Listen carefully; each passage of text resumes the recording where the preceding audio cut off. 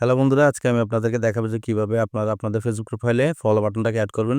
তো প্রথমে চলে যাবো আমার ফেসবুক অফিসিয়াল অ্যাপে, দেন আমি এখান থেকে চলে যাবো আমার প্রোফাইলে যাওয়ার পরে যে আপনারা এখানে দেখতে পাচ্ছেন যে সেটিংস আইকন, এখানে একটা ক্লিক করবেন।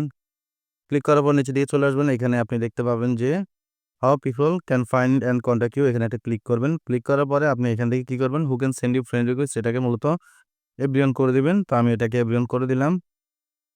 দেন ব্যাকে যাবেন, ব্যাকে যাওয়ার পরে নিচের দিকে আসবেন। এখানে দেখতে পাবেন যে ফলোয়ার্স অ্যান্ড পাবলিক কন্টেন্ট, এখানে একটা ক্লিক করবেন। ক্লিক করার পর এখান থেকে সবগুলোকে পাবলিক করে দিবেন। ঠিক আছে? এখান থেকে সবগুলো পাবলিক করে দিবেন। সো আমি এটাও পাবলিক করে দিলাম।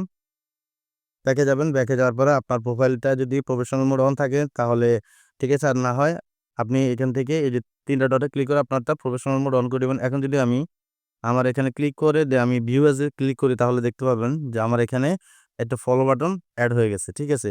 সো আশা করি বুঝতে পেরেছেন কিভাবে আপনারা ফলো বাটনটাকে এড করবেন।